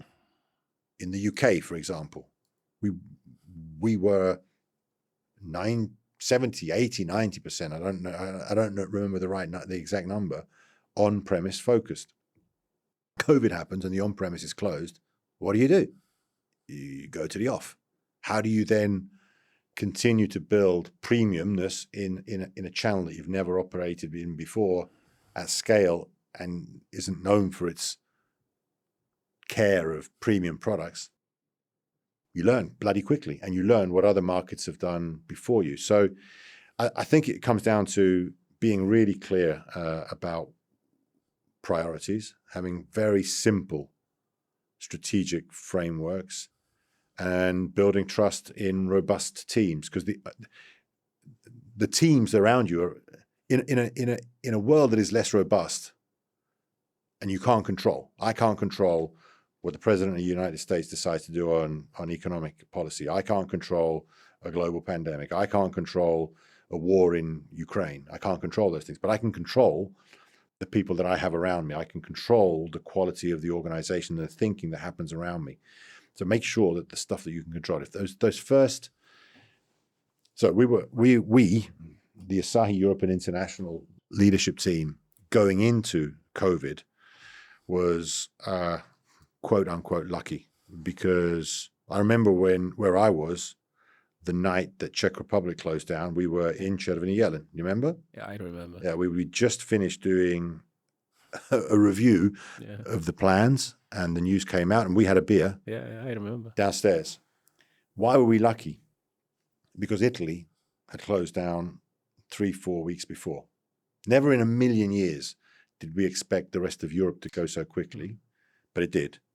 So we sort of had a draft playbook because our colleagues in Italy had just done it. They'd closed down. And I remember sitting around a call with the Exxon team and somebody saying, well, what are we going to do now? And I said, well, guys, first of all, let's talk to Enrico, because don't forget, our Italian colleagues have just done what we're about to do.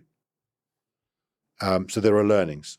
Secondly, none of us have managed a pandemic before, but some of us have managed businesses in difficulties. Some of us have managed long-term strikes. Some of us have managed, we had a couple of South African guys on the team, Grant Liversidge, Ray Stark. Some of us have managed businesses that have been in war zones. So we individually, we don't have the skill set to manage this thing, but collectively as a team, there's a lot of wisdom here. So let's try and understand how we apply that wisdom to this problem. And very quickly, we came up with a set of principles that we just used all the way through. We will react as close as possible to where the action is. So let's not imagine that we can manage everything across from Shanghai to London from the 5th floor of Ovocnitr. Let's empower the business to, if there's a problem in a brewery, let the brewery handle it. If there's a problem in a sales organization, let the sales organization have it. So act as close to where the action is. People first, health and safety of our people first. People before money, actually, people before cash. Keep the breweries running, so business continuity was really important. And then this thing will finish. We just don't know when. So at some point, sooner rather than later, how do we start thinking about how we come out of this stronger than when we went in? And I thought that was going to be months away. It actually wasn't. By June, we were already thinking about how we come out. Cash obviously is important, so we did look at that. But coming back to the point I made earlier on around Asahi being long-sighted as an organization, Paolo-san, do the right thing. Just do the right thing, and we agree with these principles. And then brands. So there were some conversations. I remember. I won't name names because it'll only get me into trouble with you as well. So I won't name names. I'll tell you afterwards, though. Okay. But a couple of big brands were quite vocal about coming off air. Because, is it right? Is it ethical to be promoting brands during this difficult period? And I'm like, what? These brands have been with consumers literally through wars. These brands bring comfort to people. It's something they can literally hold on to. Good memories, births, weddings, good times were celebrated with these brands. We need to make them available. And unfortunately, if we can't make them available through pubs, then we need to make them available where we can. We need to talk about it. So we're staying on air. We can't stay on air with the same ads with guys down the pub hugging each other because of social distancing. So we need to create new ads, which means money. So, dear brand owner that wants to come off air, there's only one reason why you want to come off air, and that's to save some money. Because you don't want to spend money retooling your ads, and you don't want to spend money on airing those ads because you've got a legitimate P&L problem. I understand that. We're staying on air, and we stayed on air. And our brand equity coming out of COVID across all of the AEI portfolio, all of it, was higher than going in. Fantastic. Paolo, okay, I have 100,000 questions.